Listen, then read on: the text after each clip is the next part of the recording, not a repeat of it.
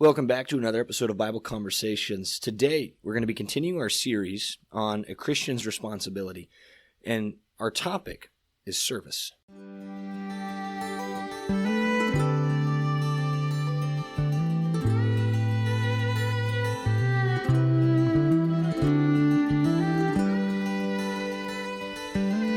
All right, well, it's good to be back. I know, I guess we'll start with this so that everybody will be aware.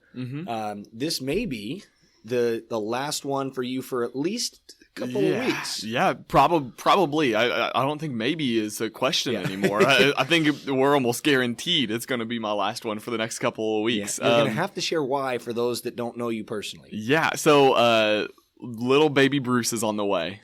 She's going to get here any day now. She may be arriving as we're recording this. Who knows? My wife might give me a call and I might have to just run out of here. You're not going to finish? Depends on the urgency of the call. This might be my last one for at least until December. But yeah, baby Bruce is going to be getting here any day now. So good. That's exciting. I'm excited to meet Riley. Me too. Excited to hold her at some point. I know that there's going to be a little bit of time between, nobody gets to hold her to she's going to be passed around by everybody and their mother. Literally. Well, like I was just telling one of our other members, I think the first time we'll be bringing her to church to meet people will be the Wednesday before Thanksgiving. Okay. And that's kind of intentional because we know if we get here on a Sunday, that's about 350 people that are going to want to come hold her. And that's a little bit overwhelming. It is. Not only for the baby, but also for Emily. And I don't want to subject her to that. Yeah, I don't get overwhelmed easy, but that might do it. Who knows? I think it'll be a little different when it's when you see her and your paternal instincts kick in and you're like, don't touch my girl. Yeah. So we're planning to bring her on a Wednesday first, and then also we're thinking if we come that Wednesday before Thanksgiving, that's typically a time that people don't stick around for hours afterwards in fellowship because they got to go put a turkey in the oven. Yeah. And so if we bring her on that Wednesday, that might be a good time to get started, introducing her to people, and work our way in that way. Well, that's really exciting, man. I'm stoked for y'all. We both Alyssa and I we just so excited for Riley to be here, and I cannot wait, man. We went and got one of those 3D sonograms a few weeks ago, and after seeing her little chubby cheeks on the 3D sonogram and her little nose, I'm like, I can't wait. Yeah. She's going to be so precious. You ready to be a dad? That's awesome. Yeah. Well, we're talking about service today. Yeah. And service is one of those things that can take just about any shape and any form. Throughout the church, in the world. I mean, we look at our armed forces, right? They are. Yeah. Thank you for your service. Thank you for service. They're servicemen and women, right? We look at our police officers, the firefighters. Yep. Volunteer firefighters, all of those. They're public servants. Yeah, right. But that's the name. You even go from that to like serving in a restaurant. Like you have your waiters and waitresses, and they're servers. Yeah, they're servers. Yeah. So service is something that is, customer service, right? I mean, it's something that is so prevalent in our society in so many different facets. And so as we talk about this idea of service, what I really want to hone in on is the idea of Christian service, serving as a follower of Christ, serving as a disciple of Christ. And our responsibility to that. Exactly. Because it's not just something that we say, that's one of the things we do, but we have a responsibility to do it. We have a responsibility to have a mind of service and to be constantly looking for opportunities to serve. Yeah. One of the greatest compliments I think that a Christian can receive is you have a servant's heart. Yeah, right. Absolutely. And there are some people that I've been able to honestly and genuinely tell, you have a servant's heart. Yeah. And if I can't say it, I'm not going to say it. Right. Well, I was going to say, there's some people you honestly tell. Are there others you dishonestly tell? No. I don't dishonestly tell anybody. I just won't say it. Right. Yeah. And so I think the goal though we should all of us should strive to be able to say about everyone else, and everybody should be able to say about us, we have a servant's heart. Yeah. You look at David, right? What was it said of David? He was a man after God's own heart. Man after God's own heart. And we know that God is the ultimate servant. He sent his son to die on the cross for us, right? Yeah. And so we ought to want that. We ought to want to be a servant, to be a man or a woman after God's own heart, so that we can serve the Lord. Because ultimately, whenever we serve others, we're serving the Lord. Yeah. Well, and that's why we do anything. Service will often be times talked about in regards to works, the good works that we do because we're Christians. That's really what service is. And we do our good works. We do these acts of service because of our faith. We don't do it to earn anything. But it's the whole conversation that Paul discusses about faith versus works. We're saved by our faith, but then James adds to it that our works show our faith. Yes. The faith that saves us, it's proven, or it's evident because of the works that we do. Absolutely. We have to be willing to, get our hands dirty a little bit, right? Yeah. To be willing to serve one another. So in Colossians 3:17, and this is kind of what I think our idea of service ought to be based on, right? Whatever you do, in word or deed, right? So anything that you're doing, whatever it is, doesn't matter. Do everything in the name of the Lord Jesus, giving thanks to God the Father through him. Mm-hmm. And so, there's quite a bit to unpack there, really, right? Whatever we do, whether we're eating, whether we're working, whether we're worshiping, whatever we're doing, it ought to be for God the Father. Yeah. I had an interesting conversation the other day. I had a Bible study with a couple of individuals going over, I want to say it was Romans 14. And it was talking about how some people consider some days to be greater than others, right? And it was talking about the Jews considering the Sabbath to be greater than other days. And he said, and some people consider all the days to be the same. Yeah. Well, some Christians believe Sundays, right, the Lord's Day, is a greater day than other days. Well, that's certainly a prerogative that you can hold, but all days are the Lord. All days are God's days. Yeah. We have the Lord's Day, which we worship him on, but also we ought to be worshiping him in spirit, in truth, and our. What is the psalm? This is the day the Lord has made. Let us rejoice and be glad in it. Yes, I don't remember the. I'll look it up here in a minute. It's probably in 119 because that's half of the Psalms anyway. But even here in Colossians, though, before I look up that psalm, Paul continues later on in this passage, Colossians 3:23, and he says, "Whatever you do, work heartily as for the Lord and not for men." That's a passage that my dad quoted to me all the time as I was growing up, indicating whatever I'm doing. A lot of times he would quote it to me in regards to my schoolwork, to make sure that I'm doing my schoolwork with all of my heart, with everything that I've got. But it's the idea of no matter what you do, whatever you do, work as though you're working for the Lord and not for men. We're not trying to do things to please people. Yeah. We're trying to do things because it's God that we're desiring to glorify in what we do. Exactly. So the psalm is Psalm 118. Oh, so close. 118. 118:24. This is the day the Lord has made. We will rejoice and be glad in it, right? And so we absolutely understand that God has made all days. God has made all things. Yeah.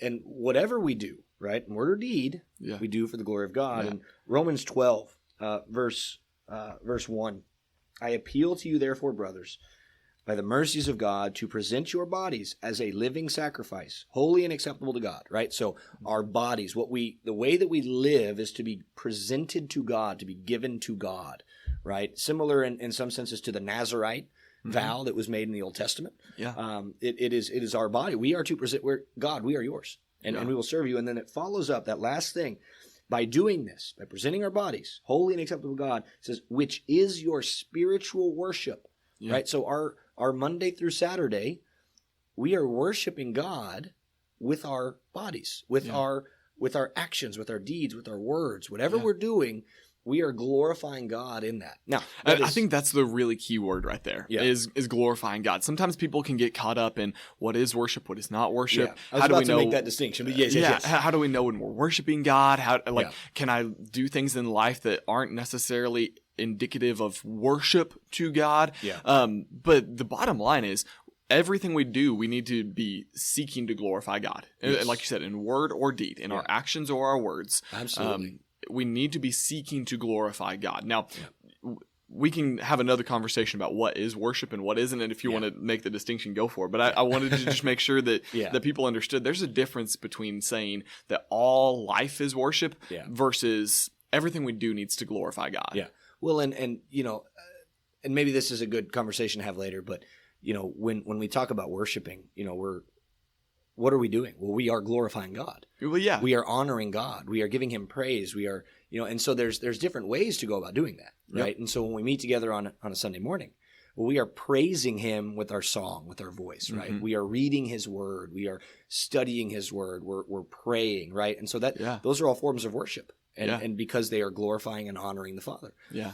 And in the same way, we glorify and we honor God in everything that we do in life. Yeah. Well, I guess the distinction I'm referring to is like corporate worship versus personal worship. Correct. Yeah. And so there's certainly different ways to look at it, but the reality is everything that we do ought to glorify the Father. Yeah. We ought to be able to say, if somebody comes, well, why are you doing that? Well, because of God. Because God loves me, and because I love God, and because I love you, right? Why are you doing this? Why are you? That ought to be our response. Yeah. We ought to be able to say that. And so I think, maybe I'm wrong, but I think we've kind of covered this idea of why we serve, right? Yeah. It is to glorify God. We serve to. How do we serve, Dylan? That's a great question. The answer is where's the need? Yeah. That's where it has to start every time.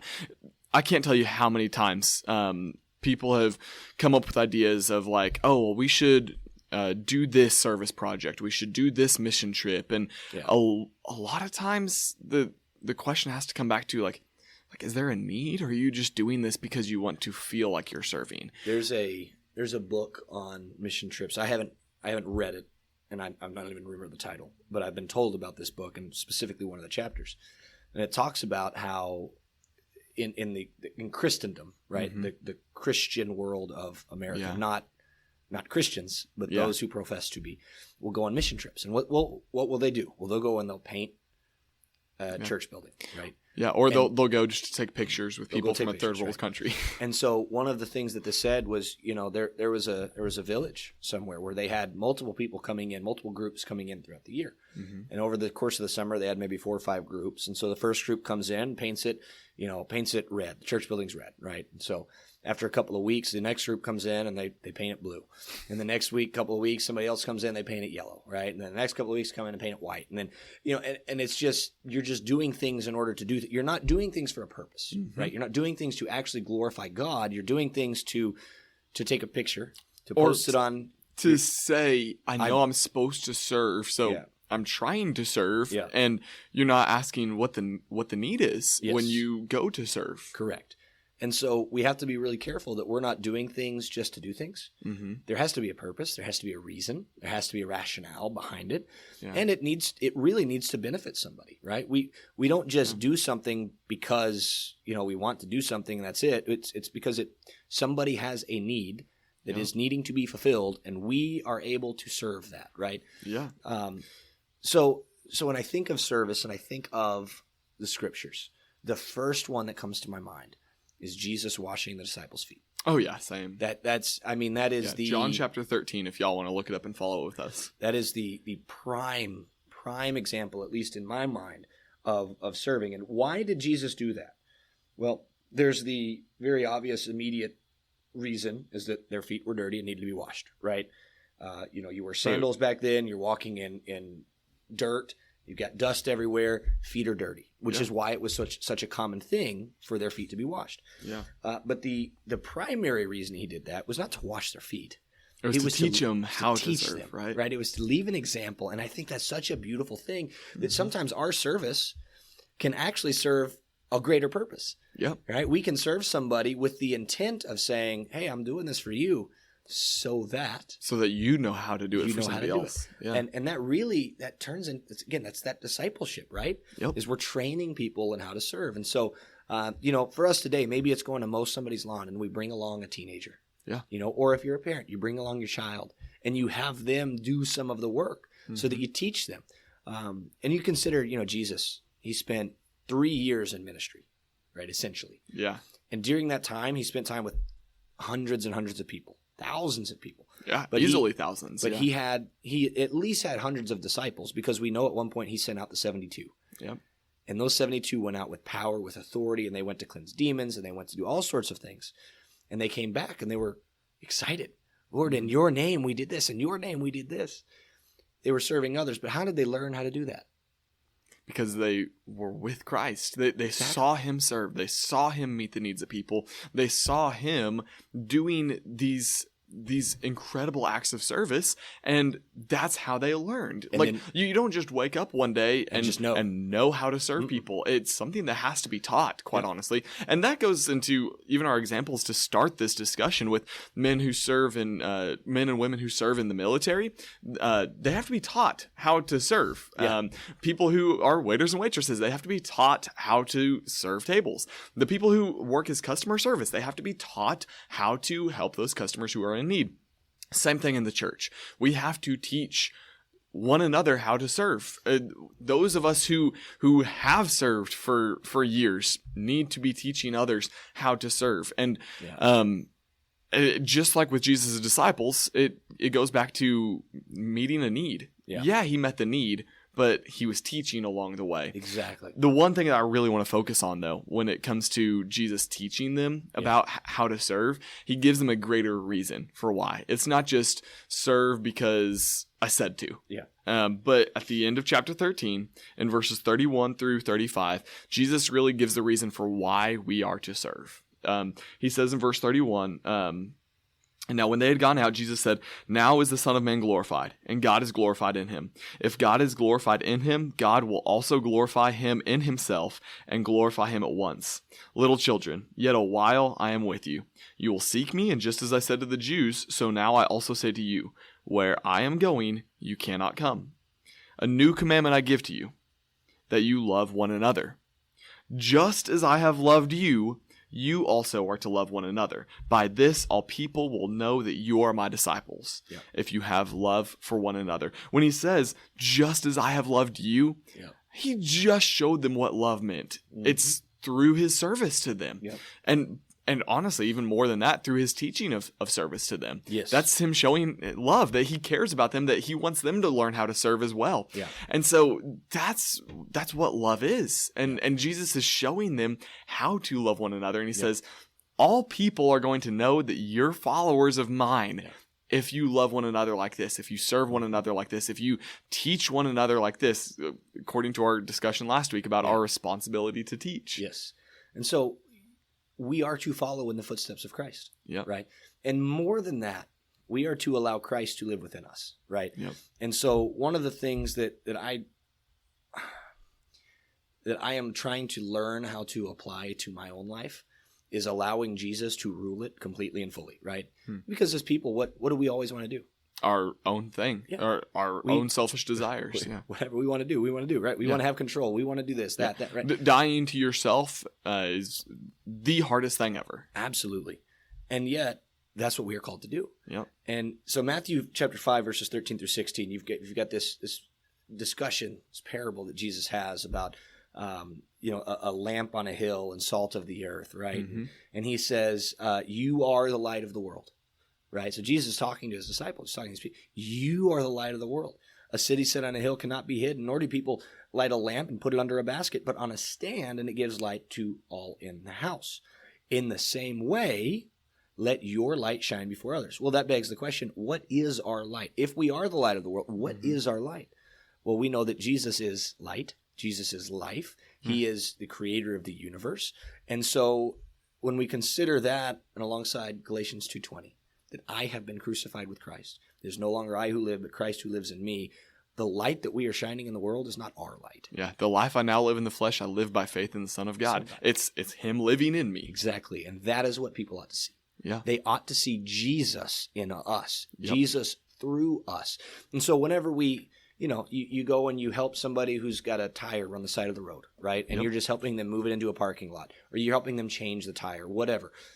You're not doing that for you. You're doing that so that you can talk to them about Jesus. I was going to say, here's the challenge I want to give to people, because a lot of people are servant-minded. I think we would be foolish or harsh to even say that people need to be better about being servants. I think we can always show improvement. But for generally speaking, I think people are good at serving one another. They know how to serve one another, really.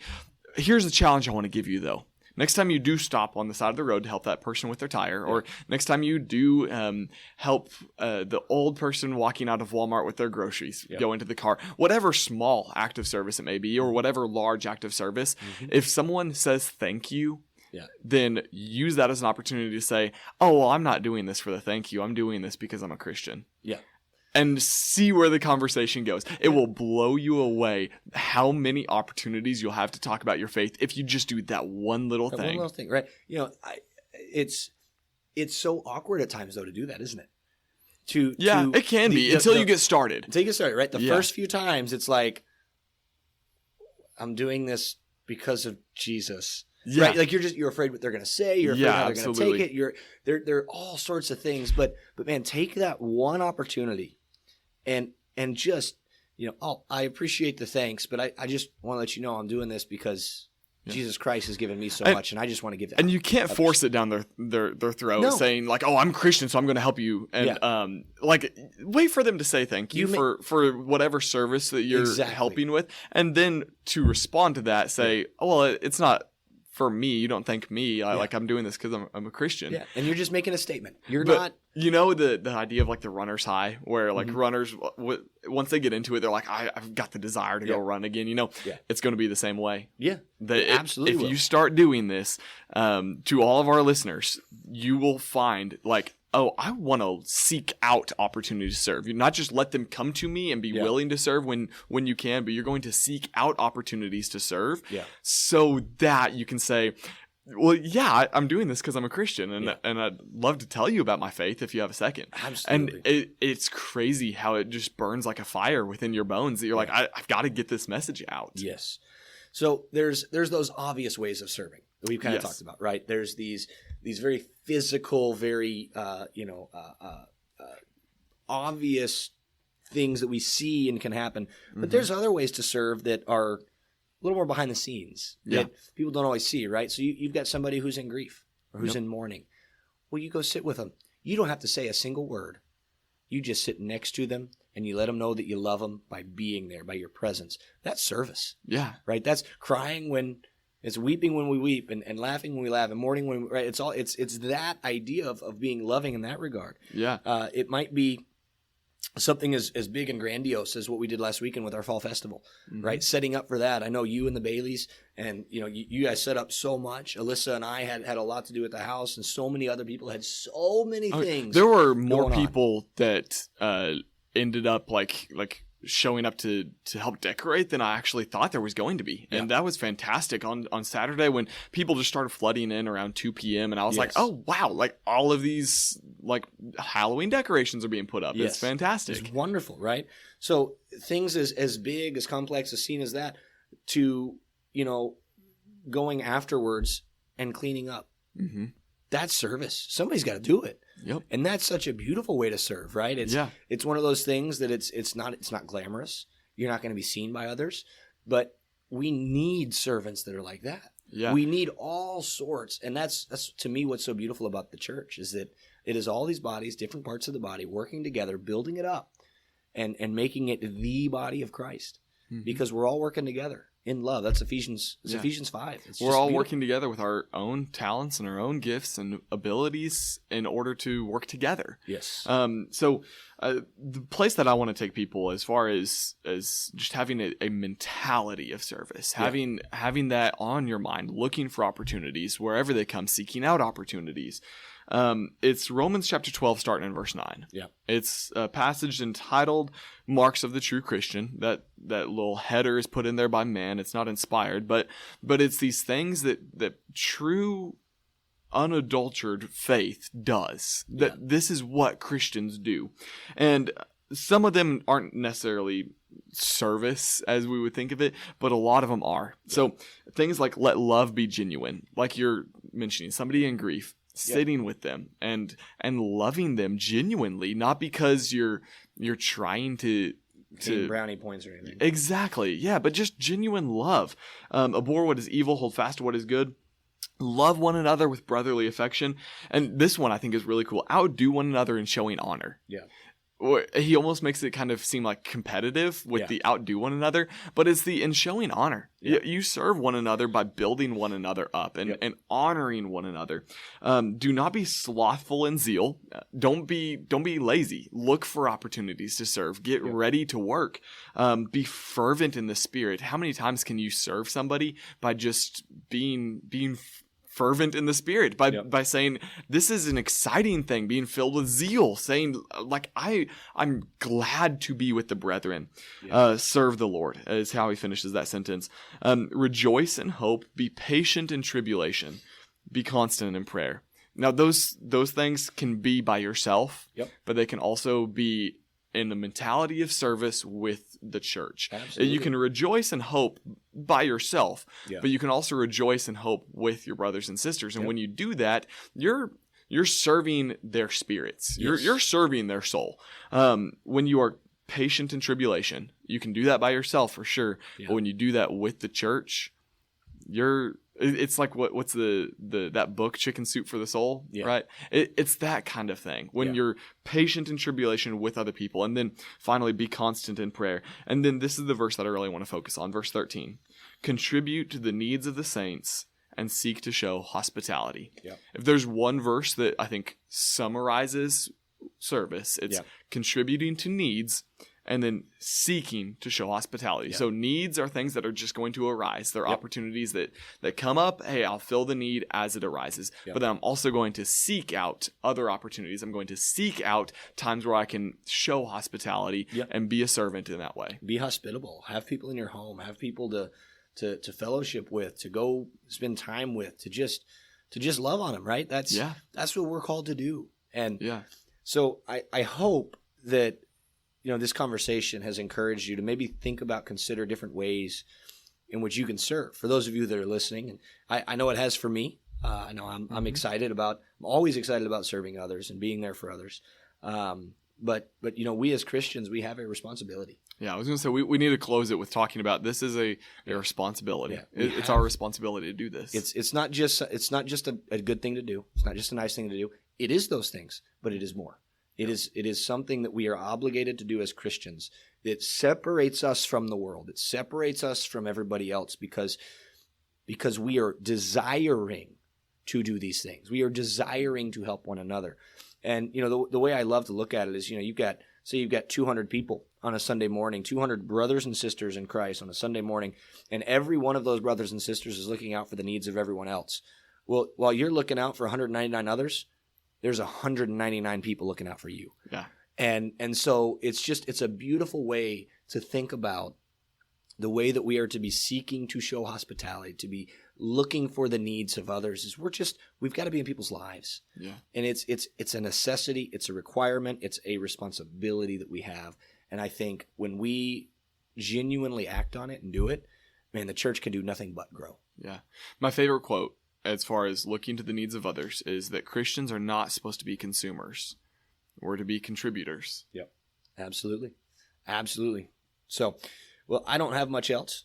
Are you good? That's all I got. All right. Well, thank you all for listening. We greatly appreciate the time, and any feedback that you may provide, we ask that you do send us an email. You can hear our information here in just a minute. Hope you all have a wonderful and blessed day. Thank you all for listening. Bye. Thank you so much for listening to another episode of Bible Conversations. We want to ask if you have any questions, suggestions, or comments that you please email us at kcocbibleconversations@gmail.com. You can also find us on social media. We've got a Facebook page as well as an Instagram account. Our Facebook page is very simple. It's just Bible Conversations. On Instagram, it's very simple, at Bible Conversations. Look us up, like our posts, and share it with your friends. We also have an opportunity for you to help us financially through a store via Kim's Closet. And you can find that. You can just type into Google Kim's Closet. We have a link as well that we will be posting in each of our episodes, and we just hope that you will reach out and find us and purchase a hoodie or a shirt with the logo on it, and that way you can spread the word without having to say a word. So we appreciate you. Thank you all. Have a blessed week.